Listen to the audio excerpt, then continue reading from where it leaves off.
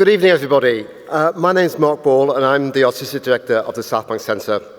And it's my absolute pleasure to welcome you all tonight to the Queen Elizabeth Hall for this very special event, one of the highlights of our Planet Summer season of climate care, hope, and activism.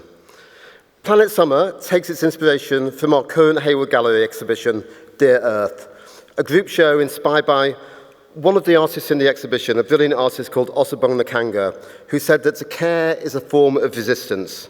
And Planet Summer inspires a call for action that all of us, making change together, can address the challenges of the climate crisis. We're truly honoured tonight to welcome one of the world's leading voices to a more sustainable future, who brings a wealth of knowledge and experience of the financial markets and a staunch commitment to addressing the climate crisis head-on. Mark Carney, the former Governor of the Bank of England and UN Special Envoy on Climate Action and Finance, delivers tonight a lecture on the urgency of building an economy based on human values over market values. He's also going to discuss the challenges and opportunities of financing the green transition and what individuals, businesses, investors and governments can do as part of a transition to a net zero economy. A long-time and well-known advocate for sustainability, Mark has a particular focus on the management and reduction of climate risk. He's the chair of Brookfield Asset Management, where he's also the head of transition investing, and is a co-chair for the Glasgow Financial Alliance for Net Zero. We're delighted that the conversation will be chaired tonight by Pilita Clark, who's an associate editor and columnist at the Financial Times, where she writes on climate change and on corporate life. We're also really thrilled to welcome a very special guest this evening who'll join the discussion following on from Mark's lecture, the film writer and director and climate campaigner, Richard Curtis. Richard is, of course, responsible for such amazing films as Four Weddings and a Funeral, Notting Hill, Bridget Jones's Diary, and most recently Trash, About Time and Yesterday. He's also the co-founder of Make My Money Matter, a brand new people-powered campaign fighting for a world where we all know where our money goes and where we can demand that it's invested to build a better future. In a moment, I'm going to welcome Mark onto the stage to deliver his lecture. Following that, which will be about 15 minutes long, Mark is going to be joined by Pilita and Richard in a conversation that will draw out the points from the lecture and broaden out into discussions about the climate crisis and how we can respond at both a collective and an individual level. And the last 30 minutes is going to be dedicated to audience questions, and we're very grateful for those of you that have sent in questions in advance. Pilita is going to ask a selection of those in the final portion of the event, and the whole event will run for about 90 minutes. As part of our ongoing commitment to making our events accessible, tonight's event is live captioned by Claire Hill, and copies of Mark's book, Values Building a Better World for All, are available from our bookselling partners, Foyles, in the foyer immediately outside the auditorium. Following on from tonight, Planet Summer draws together a powerful group of perspectives on the climate crisis, and we've got events coming up from Greta Thunberg, Michaela Loach, Dominique Palmer, Rebecca Solnit, Tori Sue, and Keris Matthews. Please check out the whole programme for a very rich summer of activity. But back to tonight, please welcome on stage Mark Carney.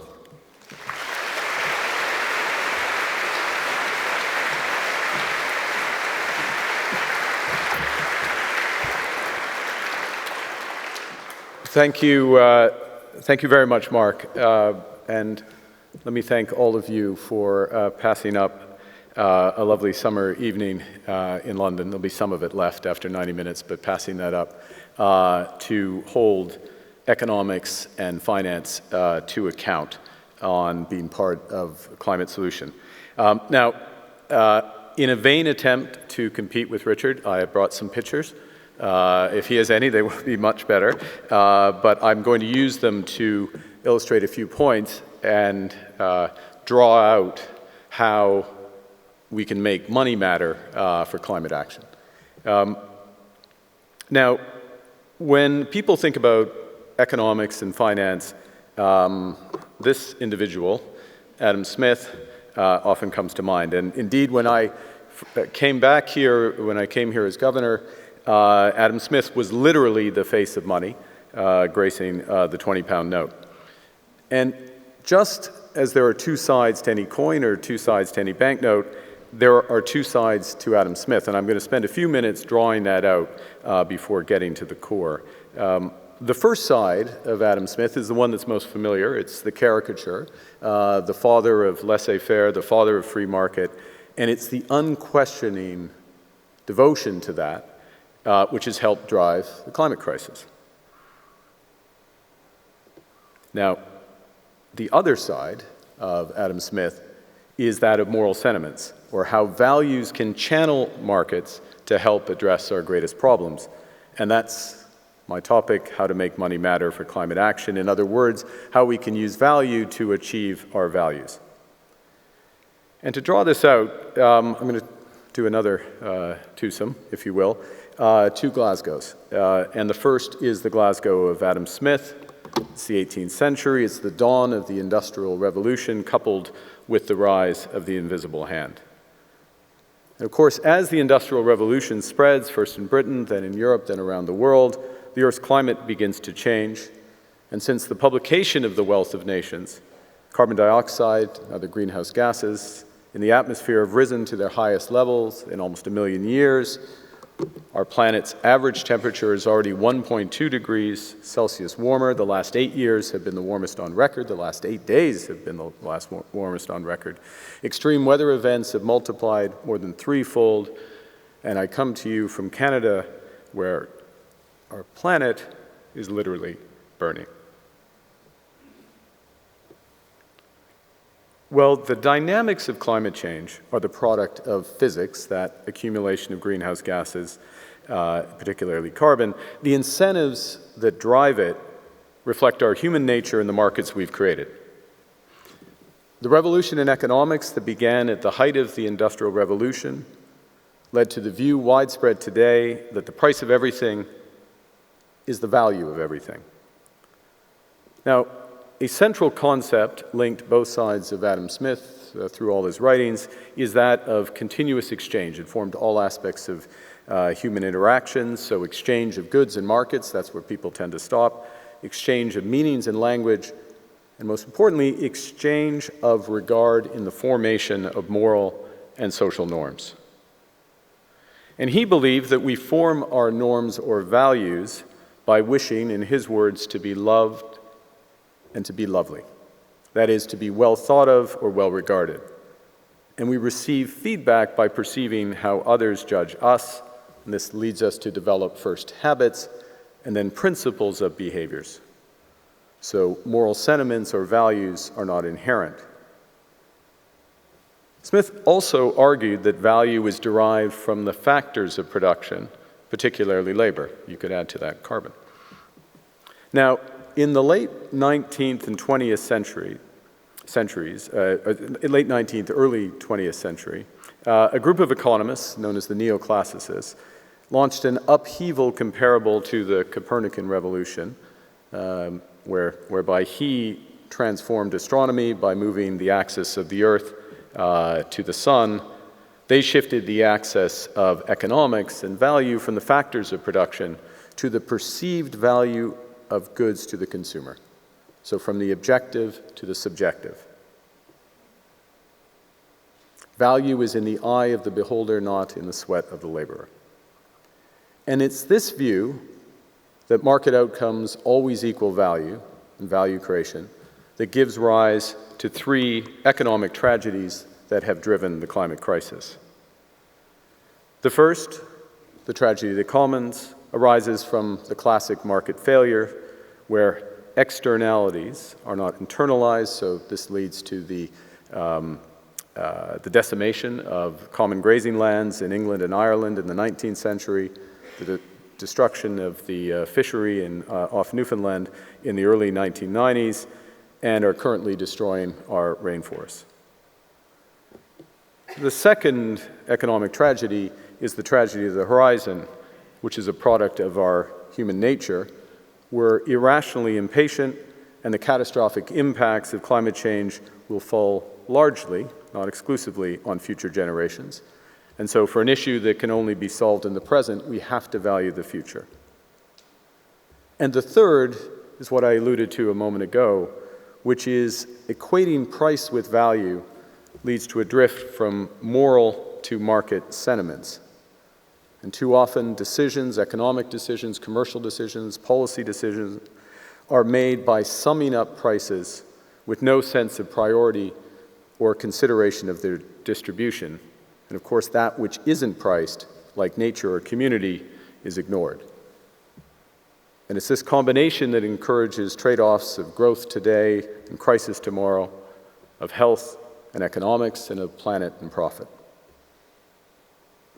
But this is the pivot. Fortunately, as Adam Smith emphasized, moral sentiments can change. And they have to change now, because we need a sustainable revolution on the scale of the Industrial Revolution, but at the pace of the digital transformation. It's a revolution that will require enormous additional investment, more than $3 trillion a year globally, year in, year out for decades. And if you're not familiar with numbers, that's more than the total size of the UK economy. But these huge sums are achievable if we harness all resources, including private capital. And the simple fact is that given the scale of the climate challenge, we won't get to net zero without innovation, investment, and profit. Now, lest you think I'm a market fundamentalist, I will admit that I've worked at the center of markets all my professional life. And I know that they're the most powerful instrument that we've created. I also know that their dynamism can be harnessed to serve great purposes. The fact is, markets are indifferent to human suffering, and they can be blind to our greatest needs. And that's why those who default to only one half of Adam Smith, default to laissez-faire, leave us unprepared for the future. Because simply put, markets don't have values, people do. And what we need to do is close the gap between what we value and what the market prices. After all, and this is an example I often use, we're living in a time where financial markets rate Amazon as one of the world's most valuable companies, but the value of the Amazon region, as shown here, appears on no ledger until it's stripped of foliage and converted to farmland. So I said I was going to talk of two Glasgows. I'm going to come to the second now, which is the Glasgow of COP26 a few years ago. And that's where countries and companies, communities, sought to launch a sustainable revolution and to begin to put that market in service of our planet and our humanity. When society sets a clear goal, it becomes profitable to be part of the solution and very costly to remain part of the problem. And the momentum is beginning to build. Country commitments have gone from less than a third to over 90% of global emissions. Those commitments to net zero have cascaded down to the largest, many of the leading companies, not all, and financial institutions. But a commitment is one thing. It's only the start. It's absolutely necessary. But once you have that commitment, you need a plan. And one of the things that we're learning is that credible and predictable climate policies encourage action today, even if those policies are about actions by government in the future. And those actions have the potential to create a virtuous circle of large-scale investment, faster decarbonization, more jobs, and faster growth. There is some momentum in climate policy, finally, at the 11th hour.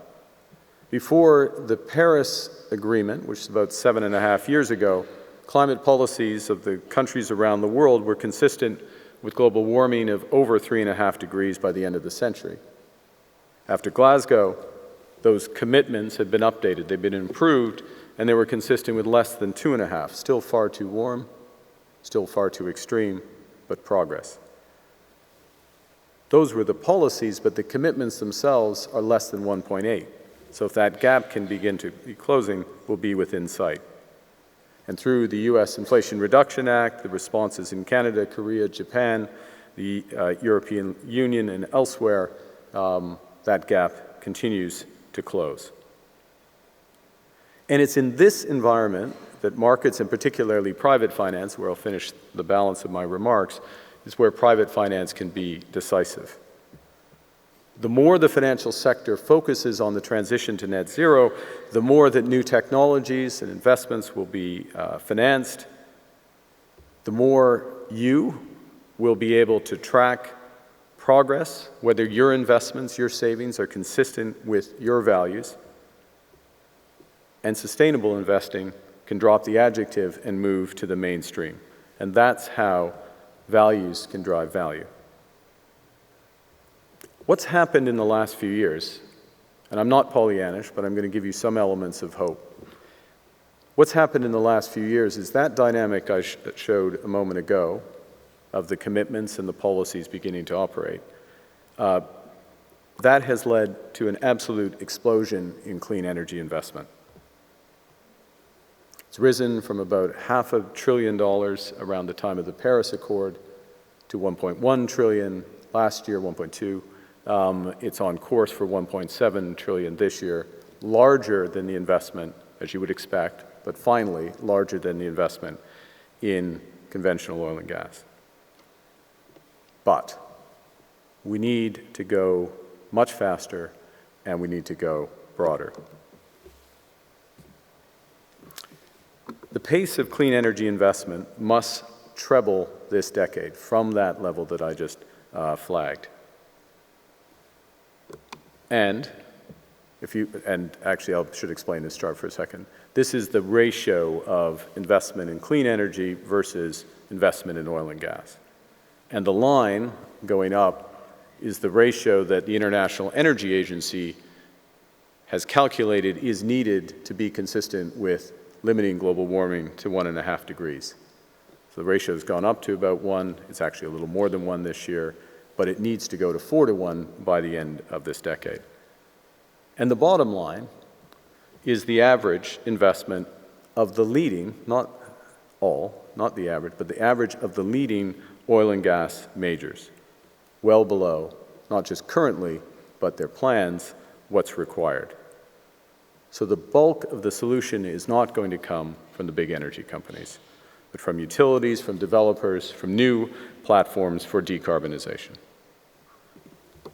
The second global challenge is that there is a very large shortfall in capital or finance for emerging and developing economies for their transition. I should say emerging and developing economies other than China. They need about $1 trillion a year, every year, by the end of this decade. And in order to get there, we need scarce public finance to help catalyze significant private finance.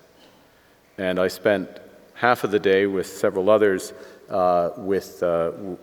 the presence of President Biden and His Majesty the King and UK ministers discussing exactly these issues because they are absolutely imperative.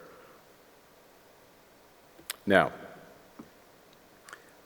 those types of technical discussions about enormous numbers underscores that we need a financial revolution. After all, financing the Industrial Revolution required fundamental changes to the nature of banking, something called fractional reserve banking if you're a student of economics. It required actually the true birth of central banks in order to rescue banks, or at least the system, when they fell over. And it required a wholesale change to the scope of the international monetary system so that capital could go everywhere to fund the Industrial Revolution. And for the net zero revolution or the sustainable revolution, we need changes just as bold. And that's why, starting with COP26 and since, a number of people have been working to put in place the information, the tools, and the markets so that every financial decision takes climate change into account. To create a system in which a company's contributions, positive or negative, to climate change are fundamental determinants of its value. Now, we're making progress on this essential, what I'll call plumbing for shorthand. And in parallel, we're mainstreaming the imperative of what you would expect, that all major financial institutions and companies have aggressive plans to decarbonize that you can judge. Finance on the scale required, and I mentioned $3 trillion a year additional finance needed, is now in prospect, or at least it's a possibility. Glasgow Financial Alliance launched, not surprisingly, at Glasgow. It's my third Glasgow, if I'm allowed to go over. Over 650 major financial institutions from 50 countries committing to turn over their balance sheets, so that means their investments, their loans, to fund assets that are in line with the transition. And you see the movement at the bottom already in the asset manager world, more than $22 trillion aligned. Now, what this does, and I'm getting to the end, but I'm trying to show you how the dynamic works. What this does is it starts to pull forward the transition. And this is a busy chart, but the punchline is in the 2x. The lines are where major countries are expected to go with their plans. That's the blue line. The green line is where those leading financial institutions who've made their commitments, where they expect to go. So they're going to a subset of the companies and opportunities in those countries, and guess what? Those have much higher values. Key point. If you go back 10 years, you had a bit of a premium if you were in a sector. It didn't matter what sector. It could be the auto sector, could be technology, could be steel. You had a bit of a premium if you were a low emitter relative to others. Now you have a very large premium. And that premium, in my view, is going to continue to grow, subject to us continuing to care. So that's how we start to change the system. That's how we combine the moral sentiments with the invisible hand, the Glasgow of today with the Glasgow of his day. So let me finish. What can we all do? Well, the first thing is ask not what the climate is doing to your country, but what your country can do for the climate. Does it have a credible plan? How big is the gap between what its objective is for 2030 and the policies in place? Secondly, if you work for a company or an institution, find out whether they have a plan for net zero, and think and challenge how it can be made better. And third, as Richard and his colleagues have emphasized rightly, wherever you put your hard-earned savings, in a bank, a pension pot, stock market, find out whether it's being managed towards net zero. If your financial institution isn't part of GFANZ, why not? And if the people investing your money are missing out on the major opportunities for net zero, take your money somewhere else. If you care about the climate, make your money matter. Final point. All of your actions, all of our actions, even if they seem small, through climate-smart consumer choices, initiatives such as greening a neighborhood, and engaging with corporations to demand more sustainable packaging, or holding those to account, those who manage your savings, they all matter. Because it's by living the values of sustainability and taking responsibility for tackling climate change, you inspire others, and collectively these efforts demonstrate a social consensus that is helping to shift market values and put them in the service of our human values. Thank you very much for your attention. And I'm going to take this opportunity to welcome Richard Curtis and Pilita Clark to the stage. Thank you.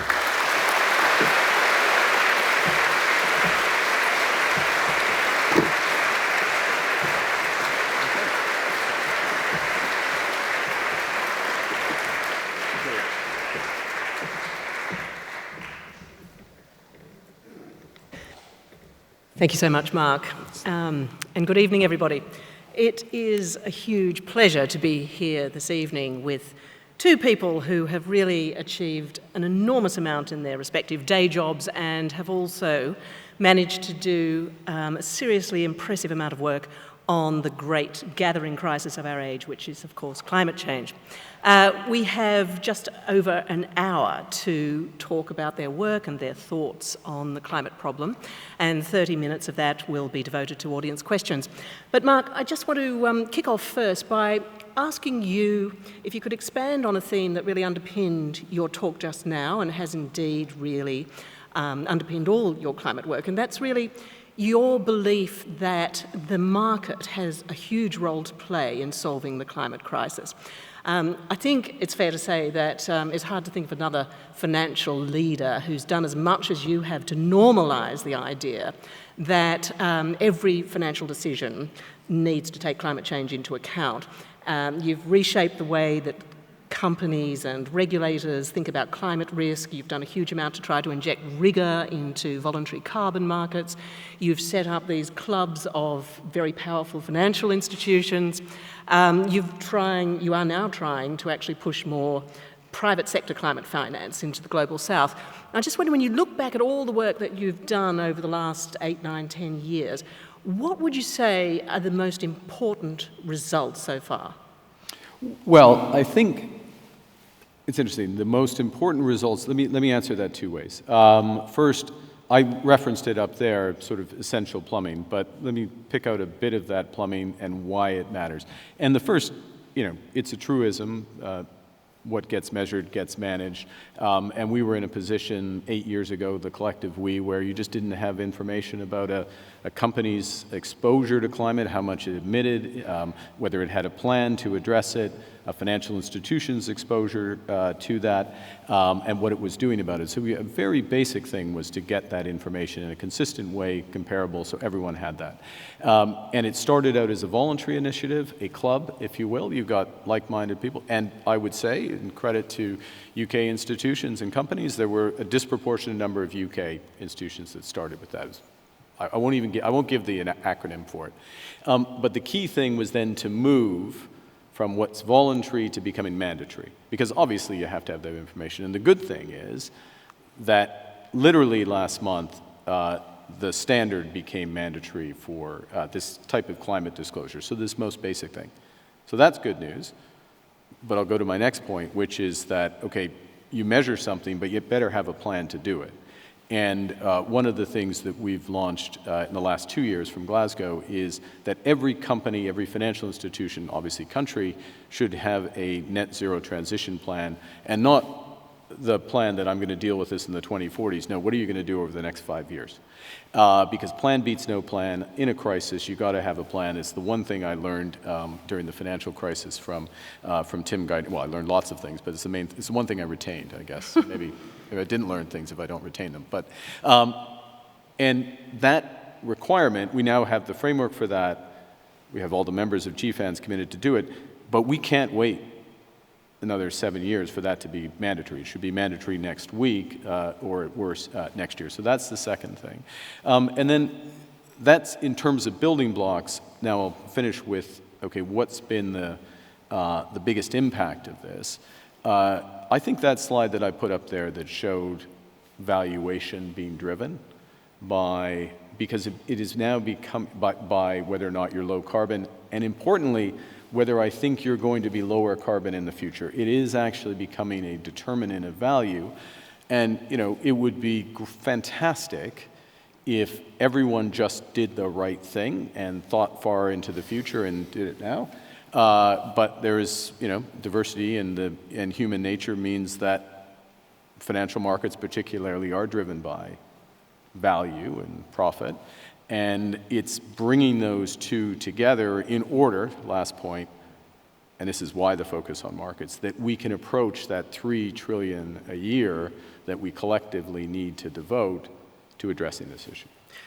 Okay, Richard, I want to ask you this question in a slightly different way. I think when people think of Richard Curtis, they think of Mr. Bean, Hugh Grant, Bridget Jones, and all of the other fabulous characters in your very... I can't apologise enough. This is a dreadful situation. Here's one thing I don't think they think about very much, and that's pensions. And yet you co-founded the Make My Money Matter campaign that Mark mentioned in his talk, to make our pension pots work for the climate. I'm really curious to know what led you to make that leap and co-found that group. No, look, it's if I can sort of take you through the journey. So I remember I was part of the Live 8 Make Money Matter campaign. And I remember the day the people from Greenpeace walked out of the room because we thought it was too complicated. It was make poverty history, debt, trade, aid. So I thought I could get away without focusing on climate because I was doing my best with comic relief. And I've just, realized the foolishness of that position, the intensity, of the climate crisis, the fact that poverty, all the issues that I cared about so passionately throughout my life, is astonishingly linked to climate, and it is the poorest countries that are paying the highest prices and have the fewest facilities to get out of things. So I was just trying to think, is there anything that I can do about climate? Because it's absolutely central to what I used to believe in and absolutely central to the fate of the planet. And I think, oddly enough, my first inspiration was watching a TED talk by someone called Dr. Bronwyn King, and she was a 35-year-old cancer doctor, and she had her first proper meeting with her accountant and said, "Where's my money invested?" And he actually pointed out to her that 3 of the top 6 things she was invested in were cigarette companies. So she was actually killing more people with her investments than she was saving with working every day of her life. So I started to think, well, where is my money and what is it doing? And also you kind of have this revelation that all the money in the world, obviously most of it belongs to Elon Musk, but quite a lot of it belongs to us. And whenever, Comet Relief has raised, I think, £2 billion over the years, but we need trillions of pounds. Where's this trillions going to come from? And you realize, I started asking a few questions and found out the world pension market, which is on the whole our money, is 50 trillion. And in the UK, it's 3 trillion. And that's our money. And on the whole, most people have default pensions. So they have pensions and they're just being invested anywhere. So you could be, a vegan and you're investing in meat manufacturer, everything can be absolutely a pacifist and you're investing in arms, So I started to ask questions about the pension market, about this biggest chunk of money. It's all very well saying, well, I'll buy, sustainable vegetables, but also what is the money that I own doing while I'm not watching it? And it turns out that it's an incredibly large and important argument. And I think a sort of sea change in us understanding where our influence lies. Where's our pension? What's our insurers doing? What's my bank up to? So how does it work? I mean, if I've got a pension with the Financial Times, if I were to look at doing what make my money... You should ask questions about it, because increasingly people are saying, and particularly young people who are forced to have pensions in this country, are saying, well, what kind of pension have I got? And in fact, during the course, and it dwarfs any other job I've ever done, trying to, shift things a tiny bit towards taking care of other people. But Make My Money Matter has raised this issue, and strangely, it's relatively non-combative with pension schemes, who in fact are partners in this. But we've managed to be part of a group who've moved 1.3 trillion of the UK pension money into sustainable products. And I just say to everybody here, wherever you work, whatever your pension is, ask a question about it.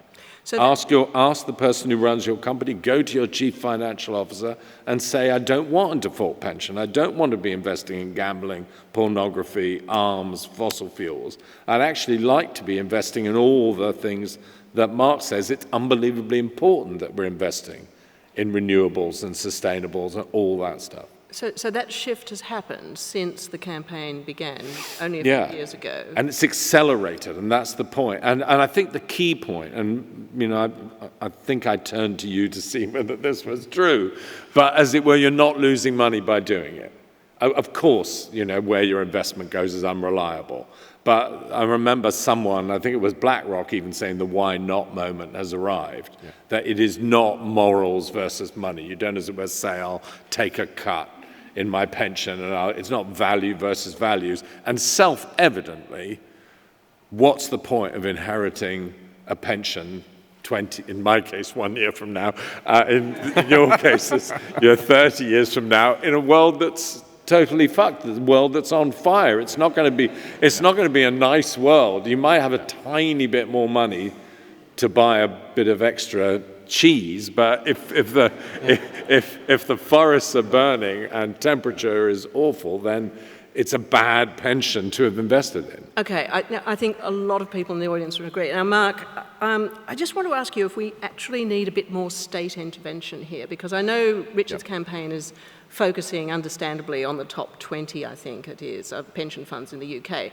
But there will be a lot of people who either will be in different pension funds, smaller ones, or they may make representations to them and say, listen, I'm really not interested in this, but the pension fund trustees can turn around and say, well, look, we have this fiduciary duty, which we interpret to mean that we have to invest for really the maximum financial returns. Doesn't that mean that the state really needs to come in and put a bit more pressure? Well, it's a complex question, and let me try and break it down and draw it out. First thing, just for the record, I can't see the audience, but there's probably a lawyer. Raise a hand if you're not embarrassed by being a lawyer. If you're a lawyer in the audience, you'd be familiar that fiduciary duty in the UK, there's a clarification of the fiduciary duty, which is it extends to the preferences and values of those whose assets you're managing. So it's not actually strictly profit. That is a set of law. Now, the question becomes, how do you determine that? First point. And then there is a bit of a judgment, and the lawyers in the thing will come to me afterwards and correct me on this, but there's a bit of a judgment. If it's a relatively minor issue, then you have some scope as the trustees. Not all the trustees recognize that or act in that way, but that is, UK fiduciary duty is distinct from that in the United States. And so it's often with things in the financial markets, people gravitate to the stricter, Delaware doctrine, sorry to be technical, on things like that. That's the first point. See, I said I was going to break it down and make it less complex, but I realize I've just made it more complex. But let me go to the second point, because your point is about, I'm going to interpret your question this way, and come back to me if you don't think it's fair. But do we need public standards in order to ensure that the information we all get about our money is accurate? And the short answer to that is right. And here's the third point I wanted to make, which will then move us back to on the complexity spectrum. When it comes to climate, it's not as easy as green, good, everything else bad. Because what we need to do, given the position we're in, everything that takes carbon, that ensures that we don't have additional carbon and reduces or takes carbon out of the atmosphere, at this point in the carbon budget, when we have less than 10 years, is exceptionally valuable from a climate perspective. And so the judgment needs to be about, or one of the judgment needs to be about whether company or an asset is transitioning, so it's moving to reduce, and then the higher order judgment is, but is it doing it fast enough? Right. Is it credible? Is it doing it fast enough? And that's one of the things I mentioned a moment ago of these building blocks in the plumbing, if I can mix the metaphor, is around transition plans. So we've said everybody has to have a transition plan. It's got to have a consistent disclosure around it. And then the judgment is whether it's credible or good enough. And as Richard said a moment ago, all investment is somewhat unreliable. You don't know that Elon Musk is going to continue to be successful with Tesla, right? I'm glad you said Tesla. Yeah, I didn't pick, or continue to be unsuccessful with Twitter, maybe to make it fair. And so you're making a judgment about that, just like you're making a judgment, but an informed judgment, as that pension fund, is the steel company really going to be successful in getting their emissions down? Do they have the expertise? Do they have the scale of investment? Do they have the resources to do that? Yeah. And to wrap it all up together, yes, absolutely, we need the authorities, I'll call it the state or the regulators, to give us that information in a consistent way so that we can make those judgments. Right. last point, I always do this, sorry, last point, because I already said it was my last point. But that doesn't mean we as individuals should be waiting for the perfect. Because what Richard and others have catalyzed is having that effect. It's having that effect, and ultimately, and the argument I was making in the prepared remarks around values and value is that actually that action also starts shifting. It makes it obvious what people value, and after all, that is the value. Like, why do we like a certain movie? I mean, it's not, the objective. It is a judgment. It's a value judgment you make, and if the value judgment of the people of the United Kingdom is that we value sustainability, then you're going to get paid for that. Okay. Well, you've both really made it clear that you are not actually in favour in all instances of divesting or selling out of fossil fuels, or certainly the Make My Money Matter campaign, Richard, is not calling on pension funds to divest. However, you are very clear with the campaign that banks should be pressured to stop financing fossil fuel expansion. And in fact, Richard, you and Emma Thompson and a group of other well-known people wrote to the organisers of Wimbledon recently and suggested that they cut their sponsorship deal with Barclays, which is worth quite a substantial amount of money because of the bank's support for financing fossil fuel expansion. And actually, I think we have just a very brief video that shows exactly what your campaign has been suggesting people think about. Yeah, this is one for the Game of Thrones fans.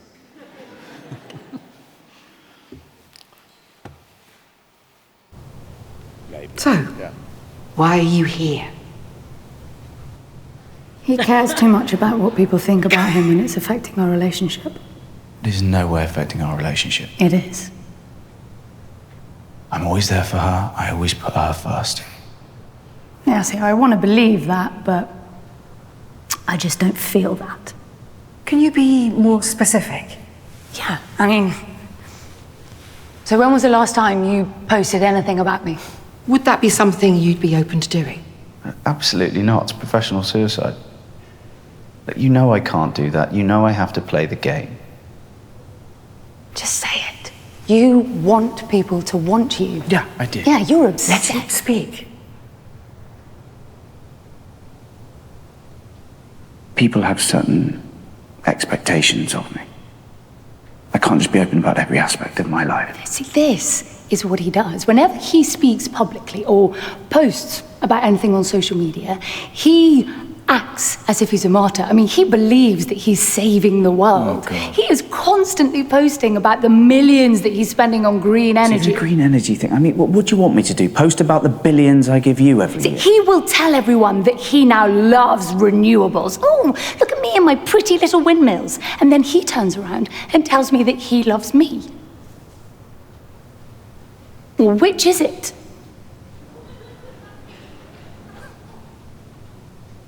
Obviously, it's you. It's always been you.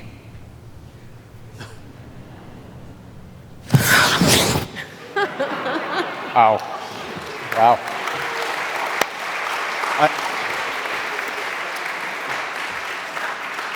Yeah. I mean, we're living in such an interesting time for responsibility. I mean, in a way, you two wouldn't realize how strange it is, as it whether you decided to work for the Financial Times and you wanted to be governor of the Bank of England, and now you've got to be climate campaigners. Everybody, we're at a time where we require everybody to step out of line to do the most that they can on this climate issue. I'm obsessed by, as it were, it is a climate war, and you're not allowed to say during World War II, I believe there's a war going on, but it's not got anything to do with me. Every single person, and that's anybody who works at Barclays, anyone who banks at Barclays, anyone who works at Wimbledon, they've got their chance to do something extraordinary now.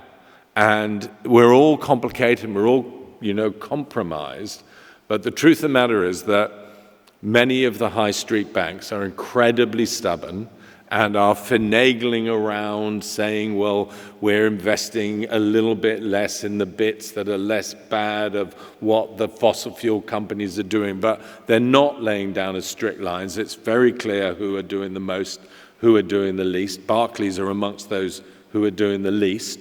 And then Wimbledon are saying, well, we have a fantastic sustainability thing and you can get recyclable bottles in our, and it's not really enough. We've all got to find all the corners where we can go and really fight, because it's so unbelievably urgent. And I'm haunted. I read a book called Bury the Chains which is a really good book about slavery. And it took forever for the UK to abolish the slave trade. You know, they passed one law and said no slaves in the UK, but the slaves were abroad, and it took them another 30 years to actually stop making it legal for people to have slaves in British colonies. So I'm really obsessed by the urgency of this, and I think you should check out, every person here, what your bank is doing, whether or not it's actually supporting fossil fuels, because every bit of pressure is going to matter. And we're aiming for a position where it just becomes socially impossible to say that I'm one of the people who doesn't care about the climate. Yeah, how do you actually do that, though? Because if you go online and type in the question, you know, which bank is doing the most to finance fossil fuel expansion, you will more than likely eventually come across some reports by some NGOs and some other climate groups that will have done them. Okay, well, Mark, you're going to tell me, where do you get reliable information about which banks are doing what? Exactly. So, I mean, it's the right challenge, and the way I was going to cut into this is, if I may, I mean, Richard, if you're coming from the bottom up, from the grassroots up, we're trying to come from the top down. And let me draw that out a bit. And obviously, we've got to meet in the middle very quickly. So I put up a chart there which had a line going from roughly 1-to-1 investment in his other girlfriend, I guess, and his partner that he was with. I didn't see that coming, by the way. It's really, I knew his pictures were going to be a lot better than mine, but I know the gap would be quite that big. So that is about 1-to-1 now, and it needs to get to 4-to-1 for us to be on track. And these are big, big numbers. You saw those numbers going like this in the clean energy investment, but it needs to just, you know, go parabolic. But this is a way of doing it, But this is a way of doing it. And so the reason we GFANZ did that calculation, partly inspired by things, Make My Money Matter and others, or at least the question that's being posed is, we want every financial institution to have that ratio and show where they're going, and obviously energy companies and others to have the same thing and show where they're going, because that's what needs to happen collectively. And if you're below that, you're dragging the whole world down there. So that is one element of what's necessary. That's the first thing I'll say. And then the second thing we're saying, one of the challenges today is you'll have good work done by an NGO or a financial paper or whoever that will do an analysis and say financial institution X is doing a bad thing over here and financial institution Y.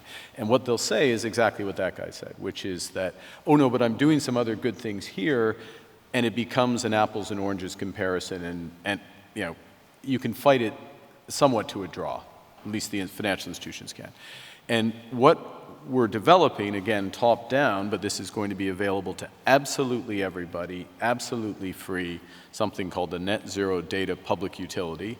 It's launched at COP28, so launched in a few months, and it will have, for the financial institutions, all of their financed emissions, so what they're financing, all the emissions of the companies, what their targets are, and you can tell who's ambitious and who isn't. And then, as each... And will it be in dollar amounts?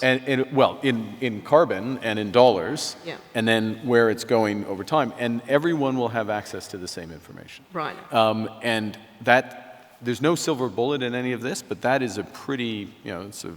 What's not the quite a name cluster of it bomb, but the Net Zero Data Public Utility. I would have thought the FT I'm would going be to all over say this. it doesn't actually trip off the tongue. But it does. But when you get stuff that's it's all the financed emission. It's what's going on in the economy, information. Yep. And by the way, if a financial institution isn't part of that, you should run from that financial institution. If they are not part of it, they have opted out because they don't want transparency. Okay, so that's very important news you can use. But just going back to Richard's Wimbledon campaign, I mean, what do you think? Do you think that people should not bank with Barclays if they're concerned about the climate? Oh, that's a tough question. Tough question.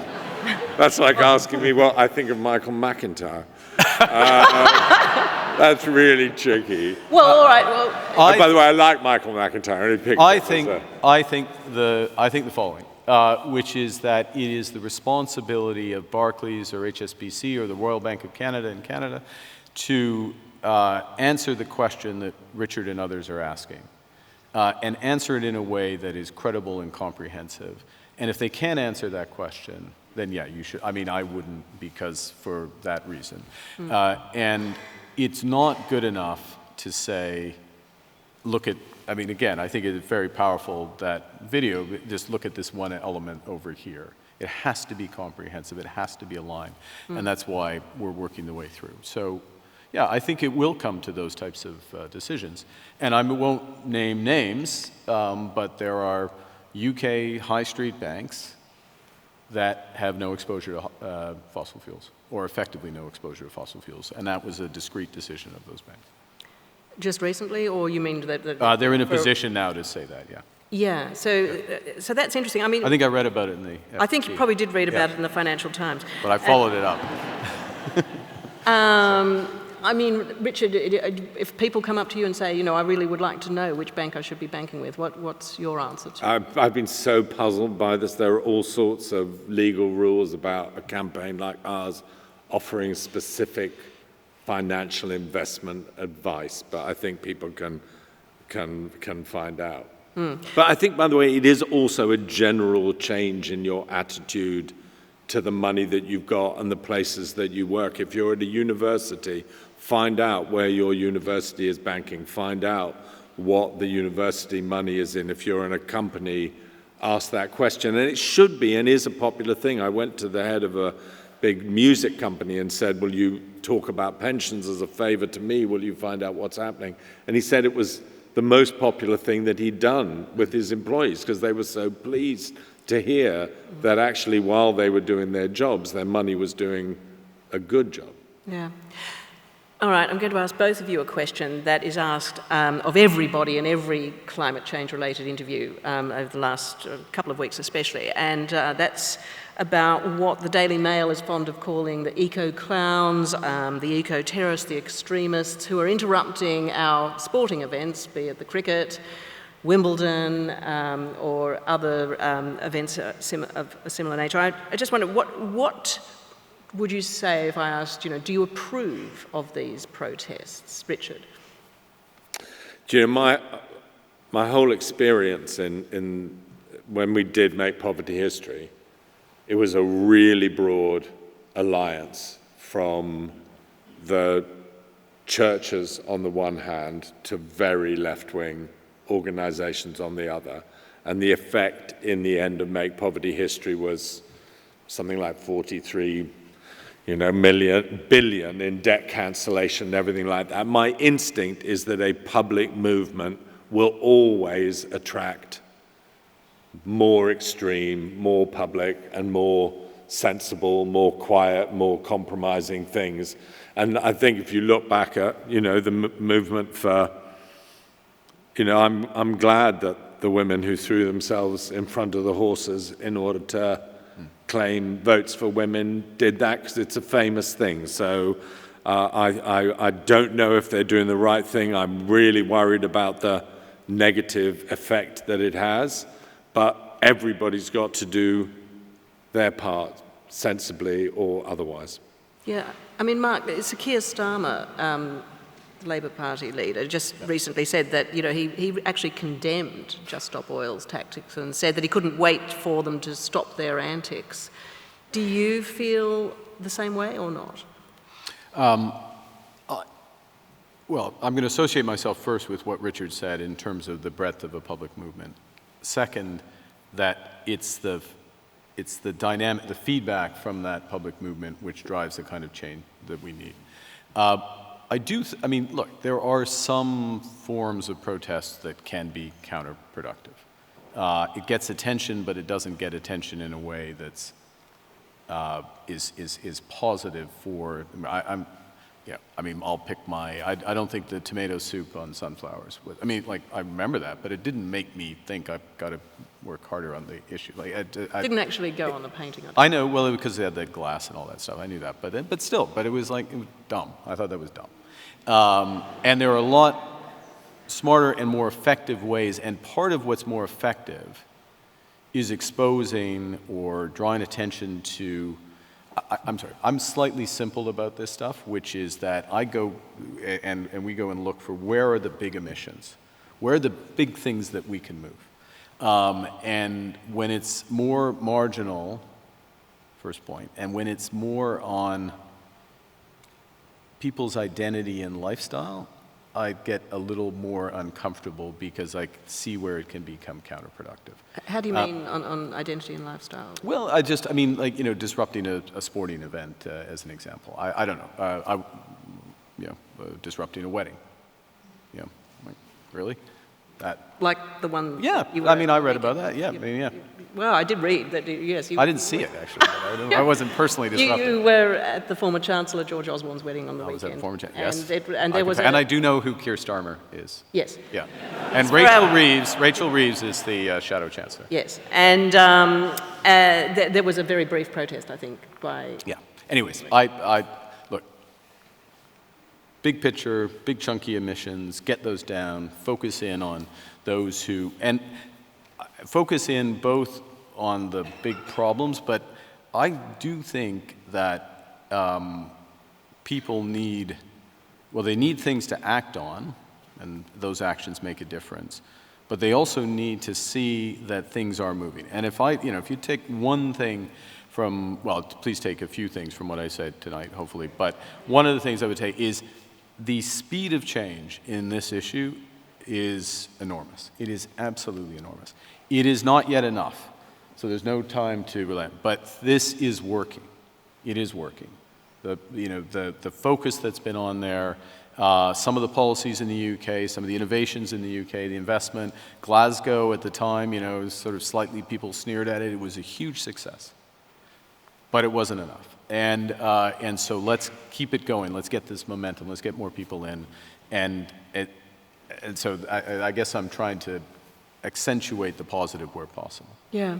I don't want to accentuate the negative too much, but just before we go to audience questions, I wonder, Richard, Keir Starmer is not the only political party leader in trouble over climate change. We just saw recently Zach Goldsmith, Conservative peer, resign in a fairly explosive manner, in part because he said that he believed that Rishi Sunak was not really that interested in climate change. He was uninterested in environmental issues, I think was the exact phrase.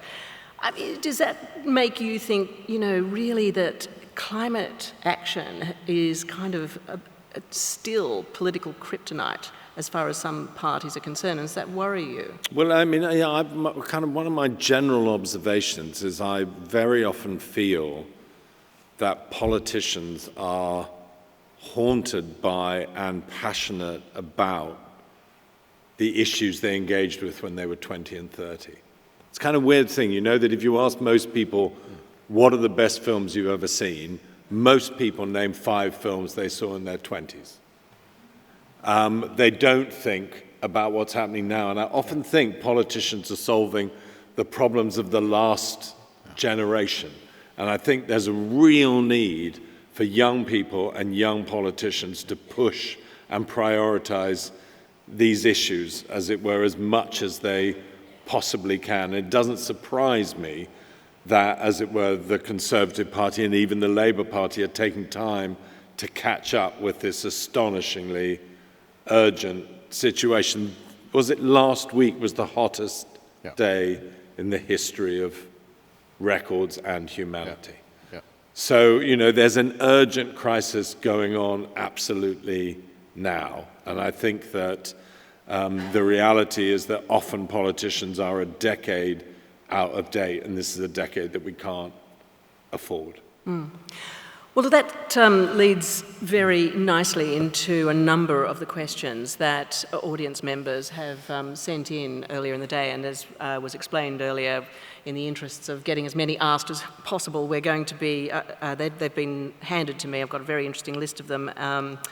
And I'm going to start with one that comes from Anthony Abimbola, and I'm going to ask you, Mark, who do you hold more responsible for the current pace of change in the energy transition, which is, you've said is too slow at the moment? Is it central governments or is it major oil companies? More responsible, so it's one or the other. Well, I would say both. Look, you do need some order to the transition, you do need some regulation, you do need to help retrain and all that. So government has a fundamental central role here. But to be clear, the major oil companies, virtually without exception, are not investing enough in the transition. And I put some numbers to back up that statement. And they're not just not investing enough in the transition, that they're investing a very small proportion of their overall, the cash flow, the money that comes in every year.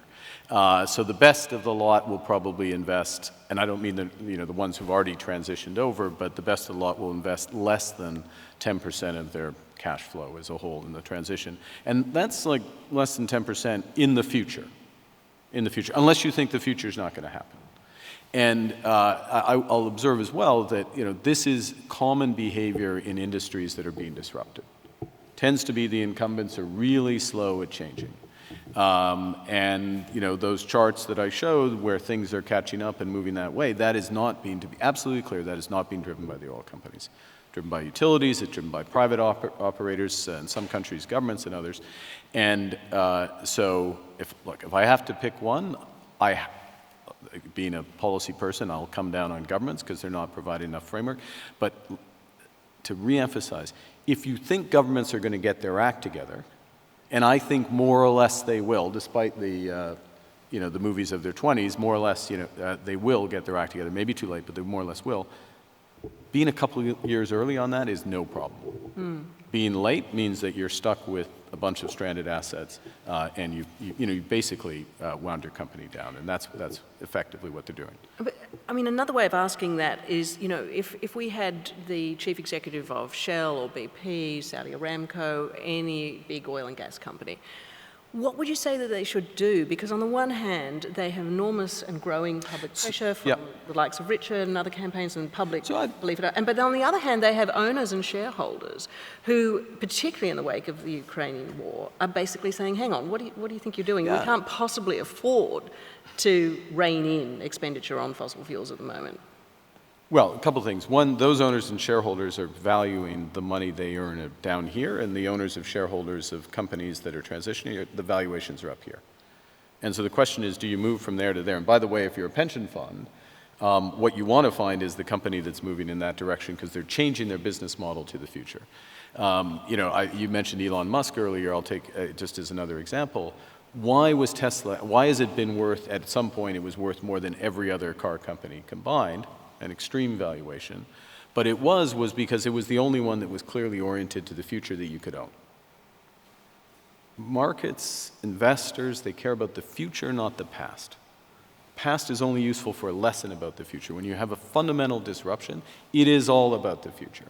And so, the point to these energy companies, who are not the solution, to be clear, but since you want to talk about them, I'll talk about them, is how do I have a chance to get to that future? Can I change my business model rapidly enough? Because the one thing, the world's not going to run out of oil. And so the idea that you have to produce oil because we're not going to run out of oil. For the transition, I mean, we might need to make massive investments if we want to go to 3 degrees, but I don't think anyone wants to go to 3 degrees. And that's the dilemma. I don't think it's a dilemma. That's the strategic choice they're facing. And last point, there is a perfectly rational thing to do, which is to say, I'm an oil company, and I'm not going to be able to transition. So I'm just going to wind it down, and I'm going to give the money back over time while other people invest and build out the energy of the future. Nobody's quite made that decision, but I think a number of them are implicitly making that decision by spending less than 10% of their cash flow in the future. Okay, well, let's move on to another question. Richard, this question comes from Craig Pettingell, and he's asking, when the general public hear warming of 2.7 degrees consistent with current policy is the likely outcome of current policies, do you think that they envision a slightly warmer world, or do they think about one that's overtaken by irreversible natural tipping points, sea level rises over 10 metres, mass migration, droughts, floods, wildfires and other extreme weather? I mean, I think the communication challenge is a huge one, and we're only just facing it. I've been working in this area now for 4 or 5 years. I think I know what 1.5 degrees means, but I'm not absolutely sure. And I've been giving my life to it. I think it's a hard thing to get your head around. I do think people are very aware of temperature change, and I do think people are very aware of the increased number of extraordinary climate freak shows that are going on around the world. So I think they've seen some kind of sense of the fact, and they're also aware of the fact that, well, maybe people are aware that it's changing the economies and the agriculture and everything of poorer countries, and it's leading to migration and huge and dangerous social changes. So I think it's our job as communicators to try and make it as clear as possible and as dramatic a way as possible what it actually does mean, because it's a slow creep, but it is, I think people are definitely seeing signs of the chaos that is coming our way. And can I give you an example that goes to the communication channels? So I referenced earlier these huge fires in Canada, in fact, across the whole country, but one of the biggest set of fires, and there's over 450 in Quebec, way up in northern Quebec, but it's impacting New York, Washington, elsewhere because of the way the winds blow. And it is Delhi in New York, Delhi on a bad day in New York. I've been down in New York when the winds come through. And in Canada, the fires are, this is climate change. This is an extreme, this is, a series of conditions put in place, and this is why we're having that. In the US, it's like, well, the Canadians, like, what are they doing? Get control of their fire. And they're sending up water bombers, like that sort of, so, and in the Washington Post, I know, it's blame Canada, that whole thing again. And there's a bit in the New York Times, but the sort of general narrative is not climate change is causing this thing that means you literally shouldn't, you're not supposed to have your children or the elderly out, don't let your pet go outside, like it's that extreme on the worst days. And, like that connection needs to be drawn. And I'm want to talk about the tragedy of the horizon by the time these extreme events become commonplace. It's too late. Well, actually, they're not quite commonplace, but they're very frequent. Last thing is that if we stop at 1.5, which is going to, is a challenge, it gets worse from here to there. And that's success. And when you keep driving to 2 or above, again, the frequency of this, it's not linear, it's parabolic. Yeah. And I think people really have to try and be imaginative. I think that all news people, the way they say, and now sport on the TV, they should say, and now climate every single day. We've got to find structural ways for integrating it into all our communications, into education, as much as possible. And again, so I would say to all teachers, to all broadcasters, to all people who run companies, you've got to do your climate action every single day. Yeah. It is interesting, Mark, that, the difference that you just raised between the way that those fires are being seen in Canada and the US, which actually relates to another one of the questions that's come in from Selena Patirani. And she is saying that, the US can probably be described as a tale of two cities when it comes to climate and ESG, with very volatile opposing camps. And just recently, of course, we've seen this backlash against environmental, social governance ideas being taken into account with investing. I just wonder, how concerned are you that that anti-ESG backlash is going to spread beyond the US, and what impact is it likely to have within the US? Yeah, I think, so the US backlash, and others are a better place for me to say it, but it is part of a bigger political strategy. So there's an anti-woke, broader, and that is almost certainly going to intensify between now and the presidential election. With respect to climate, it is tempered somewhat by a couple of things. One is that the Inflation Reduction Act is having a huge impact in investment in the U.S., and actually, as it turns out, disproportionately in the so-called red states, which are where most of the backlash comes from. So Texas, for example, is one of the biggest. Yeah, the legislation, huge legislation, which is likely to lead to, something on the order of $1.5 trillion of investment over the course of the next 7 years in the U.S. Those are like massive numbers, and possibly will get the U.S. on track, fully on track for 50% emission reduction by 2030. So huge shift in the U.S. Now, that's one thing, is the facts on the ground, investment, jobs, all that sort of stuff. It tempers it a bit when, your biggest, employer is actually in the wind thing. The second thing is, I'll just come out on it, which is that U.S.-China competition pervades much of U.S. policy and economic policy. And one of the pennies that has dropped in the U.S. is that China is really competitive in climate. It is the biggest manufacturer of solar. It is the biggest manufacturer of wind. It is the biggest manufacturer of electric vehicles. 1 in 2 vehicles this year in China are electric. They've cleaned up the air in Beijing. I mean, they are moving very, very rapidly on it. And being low carbon is actually one of the determinants, not just of a company's value, but a country's competitiveness.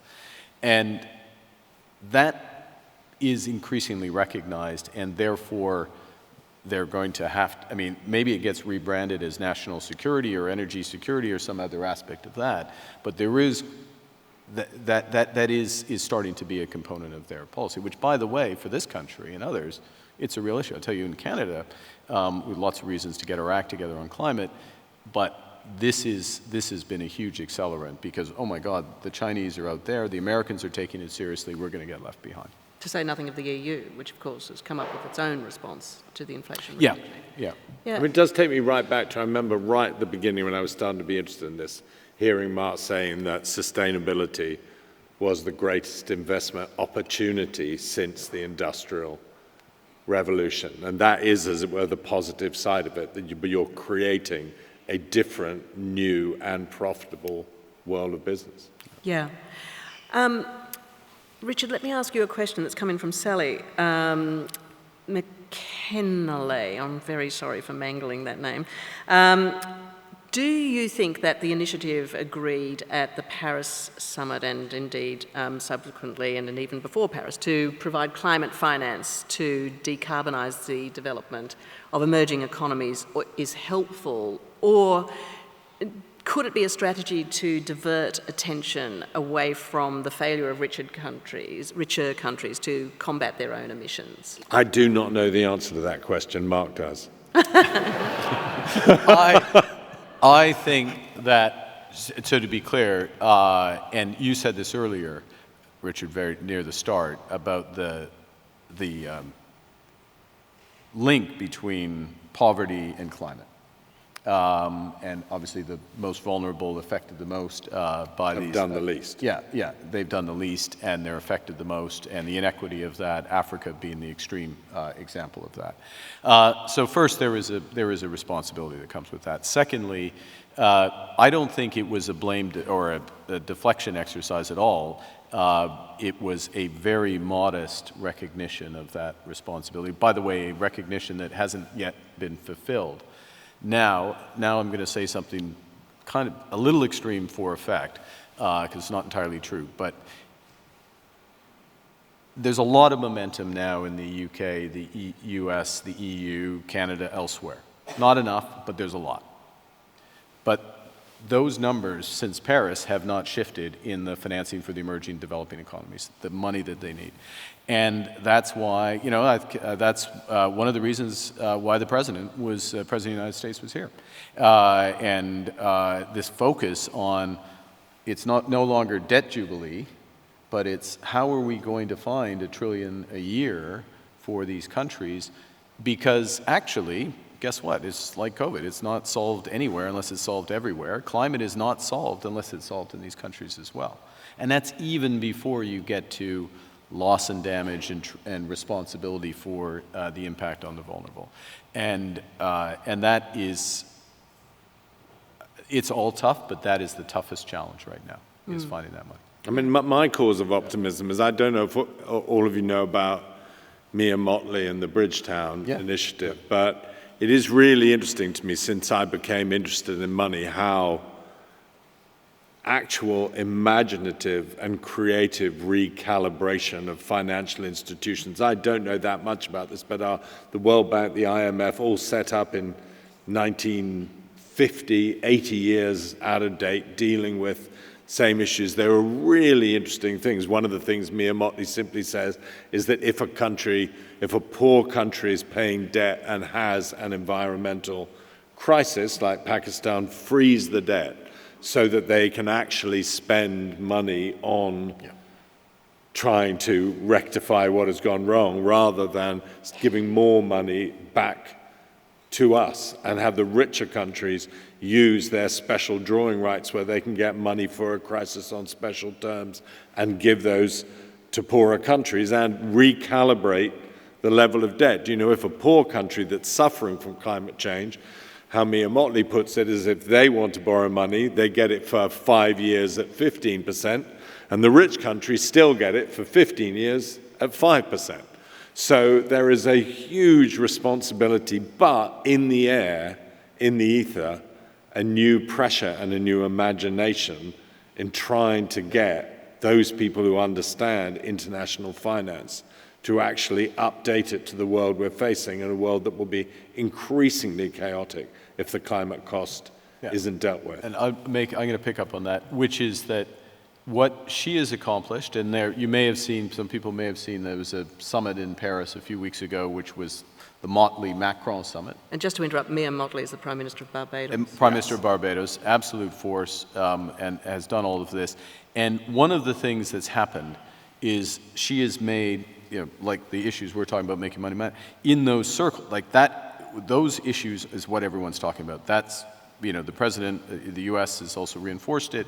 And I'll make this point, if I may, which is, because we're in London, who co-founded the Bretton Woods institutions, the World Bank, the IMF, who was the brains behind it, John Maynard Keynes. The UK played rightly a disproportionate role. We've got in the UK, it's the leading international financial center. We've got all these big brains, we've got all this capital. And the UK should absolutely be leading. And now is the time, the restructuring of these organizations. And it is in play. Doesn't mean it's going to happen, but boy, it certainly would happen if it's in play. And I'll be interested, by the way, I know it was a tough ticket. You came here instead of going to the Mansion House and listening to the Chancellor and the Governor. I'll be interested in if either of them mention anything about these issues in their speeches tonight. And now is the time. Now is the time to do it. Everyone I talk to says we need the UK, and we're missing the UK on these central humanist, imaginative, global justice issues. Well, it's even worse than that. I mean, the government's own climate watchdog, the Committee on Climate Change, just did a report, an assessment of the UK's climate achievements and where it's headed, and basically said that it was losing its role as a global climate leader and champion. Which is really, did that surprise you? Well, it surprised me when you just said it, because I hadn't read it, I'm afraid. But that's why I think, what the Southbank are doing, huge cultural organization, focusing for 3 months on these issues, and everyone who's been gracious enough to come here tonight, we all have to use our influence as citizens to try and stress the importance of this rather than the importance of party politics seems so pathetic in comparison to the global politics which are in play. Now, we've got a number of questions, Mark, about GFANZ, the Glasgow, yes, we have, Glasgow Financial Alliance for Net Zero, which is this clubs of very large, very powerful financial institutions that you were instrumental in setting up ahead of the Glasgow COP a couple of years ago. Now, the questioner wants to know what are your thoughts on the future strategy for this alliance against the backdrop of some pretty high-profile departures from the alliance, particularly including the insurers. We've had quibbles from some banks. It was reported the other day that the Church of England was withdrawing. It was reported. I have to say... You can't read everything you believe. Well... read in the paper, but... Forgetting the Church of England, the fact is there have been some high-profile departures from the alliance. Well, I'm all about the numbers. And so GFANZ launched just under 3 years ago, President Biden's climate summit in the run-up to COP, 160 organizations, 60 trillion of balance sheet. By Glasgow, 450, 130 trillion of balance sheet. Today, 650 organizations, $150 trillion of balance sheet after the market, has gone down. So it is much bigger, it's much more diverse, it's covering Latin America, Africa, Asia. It's 40%, it's $4 in every 10 or pounds in every 10 of private assets around the world. It is absolutely enormous, and it's setting up, it's not just commitments, it's setting up, they're all creating these plans, and then this mechanism so that everyone can judge who's doing well and who isn't. And maybe just in the interest of time, so we're doing a bunch of things in the plumbing and helping to get the plumbing of the markets in place, like the net zero data public utility. I expect a front page story on the FT on that. Only if you change the name. But what we're doing as well, which is, I'm here for this event, and fortuitously is also the president was here, but why we're there with Minister Shapps and the King and et cetera on financing, on addressing Mia Mottley's challenge, right? Getting the money to all parts of the world to help with this climate transition. So that's where we are. Yeah, I mean, but the fact that these groups initially agreed to join these alliances, and then... But they didn't, literally, okay, I know you like negative news, and so you reported the ones that... So you missed net 200 organizations joining. You flagged a couple of organizations leaving, and in one case they left, or in the case of the insurers, by the way, the insurers didn't leave, they left part of it, which was insurance underwriting as opposed to how they manage their assets. I met somebody earlier tonight who's working at one of the UK's largest insurers. They are a massive investor, and they are front and center in this, as are all the other major insurers. I was with the chair of Lloyd's of London earlier today. You're focused on a sideshow, and the main event is that the core of the global financial system is getting behind this. But I'll be absolutely clear. First off, if there's 40%, that means 60% is not in, so you should be looking at those. But as in anything, if you have 650 organizations or people or whatever, some of them are doing okay, some of them are doing great, and some of them aren't doing enough. And that's where you want the spotlight on the laggards in order to improve. But Richard, isn't it good that these groups exist and it's easy to see who's in, who's out? And I mean, is that not a good sign of intent that when it comes to make my money matter, it's helpful for people to know whether an institution, be it a pension fund, an asset owner, a bank, an insurer, is actually part of the groups that Mark helps. Yeah, and I think these information things are going to grow and grow. I mean, I think I remember my daughter saying that when she shops in the high street, she can actually find out something about whether or not sweatshops are involved. She's got an information thing that tells her, as it were, what the reputation of that clothing firm is. So, and as far as I can tell, people are increasingly being able to look at banks, their bank accounts, their investments and things, and seeing what, so that when you actually hear about an investment, you can find out the facts and figures. So I think all this new information, all these new commitments, because one of the reasons you get people to commit to organizations is then to get them to improve, because they made the mistake of committing to the organization, as it were. So that's a very sound decision to commit. Yeah, yes. you're in. Yeah, exactly. And maybe can I make one final point on that, which is that part of these commitments, so you end up having to know not just what you emit, your carbon, but those of your suppliers and those of your people who use your product. And within a couple of years, those requirements, if you don't know it by that point, you're being irresponsible. But by the way, if you know it, you should be able to disclose it to your daughter, me, when I go down the high street, buy a product, or you take a service, the entire carbon footprint, so I can start to judge. And guess what? That will drive behavior. Okay. Just finally, we have a couple of questions, and Mark, I'm afraid this comes to you again. We have a couple of questions about carbon pricing. The first one is from Richard Tarberton, who would like to know if you think it's feasible to establish a global carbon pricing system, and could banks play a key role in designing it and implementing it rather than leaving it to governments.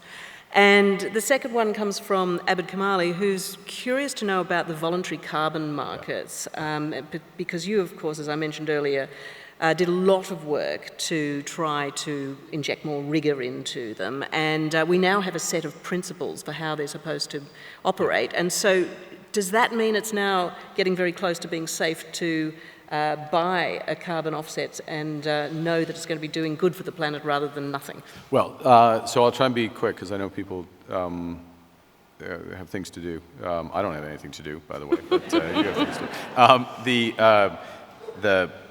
On the voluntary carbon markets, we're getting to a position where you can judge whether or not a project or a credit, as it's called, is real.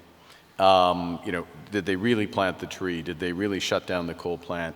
And will the monitoring be in place, and sort of it's there? And then on top of it, what we're designing is something that if the tree burns down or gets cut down, somebody has an obligation to replace that carbon one for one, so it's carbon good. Okay? Huge innovation. Hopefully we'll see something of that come out of COP. Actually, what the big issue is who's allowed to buy those credits. And the only institutions that should be allowed to buy those credits are the ones who are doing everything they can to get their own emissions down, and are transparent about getting their own emissions down. But then, let me underscore, it is incredibly valuable to have that market. It's not a global price of carbon. And I'll give you two facts. One is 11% of carbon emissions last year were from deforestation, that cutting down the Amazon, et cetera. 11%, more than 1 in 10. It's the Netherlands scale being cut down every year. We've got to do something to lean against that. Just say no is not going to do it. And yes, paying people in Brazil and Indonesia to not cut down the forest is part of that. And who should pay that? Well, look, if some of the wealthiest companies in the world, for some of their activities, offset that in a credible way, that's worth something. Accelerating, we're doing something in Indonesia right now, GFANS, with the UK government, US government, that will reduce their emissions by more than 20%, something in Vietnam, more than 30% by the end of this decade, basically shutting down coal. That will be accelerated if they can monetize some of the carbon that they reduce. So that's I've taken too long on voluntary carbon markets. The short answer to is there going to be a global carbon? Banks could design it, but it won't happen because it's a political requirement. And if I can leave you with one other thought that links between what's happening in the U.S. with Inflation Reduction Act, the U.S. will, in my judgment, never have a carbon price. It's just in the psyche. They won't have a carbon price. So what they've chosen to do is to change the relative price by supporting and accelerating green energy. And that's why it costs $300 billion, and that leads to a bunch. On a global level, if we had a carbon price, we would have huge investment in the emerging and developing world because that would help get those costs down. But we're not going to have a global carbon price because we can't get 195 countries to agree. And that's part of the reason why we have to do what you're doing, rework the way the World Bank and others work in order to start to get the orders of magnitude of that money. Yeah. By the way, on deforestation, some pension funds have absolutely committed to cut deforestation out of their portfolios, and that's another question that you should ask. And I know pension sounds like a tricky subject, but it's slightly like, you know, putting in radiators in your house. If you just do it once, you can be safe for the next 30 years. So give it a crack this year to change your pension or make sure that you're in a safe place. Putting a heat pump into your flat. Yeah. That's the equivalent. Well, But deforestation is a key discriminator between where your money can go and where your money might be going. Yeah. I was going to wrap up by asking both of you to just give us one top tip for what people can do tomorrow to really take a practical step to reducing emissions, but you've actually already done that, and I think it's pretty clear that you could go to, I will give a bit of a plug here, makemymoneymatter.co.uk is the website to go and look at Richard's campaign. I really encourage everybody to look at that because I think you've given all of us an understanding of something that can actually be done right here and right now. And Mark, I will also just say that as you leave, you'll see a Foyle's book stand in the foyer where you'll be able to buy Mark's book, Values, with a bracket around the S. And, you know, thank you both for really giving us some, not just a hugely comprehensive amount of detail and overview about the problem, but some really interesting and encouraging and very hopeful ideas about how to tackle this problem. And I would also say, just before we wrap up, that I'd encourage you to go and look at the Southbank Centre's Planet Summer series, because this is, in fact, just the start of it. They've got some terrific speakers coming up, including Greta Thunberg, Vanessa Nakate, William McCaskill, Ben Okri. So I'd really encourage you to look at that. But for now, please join me in thanking our two guests for some really terrific discussion tonight. Thank you very much. Thank you.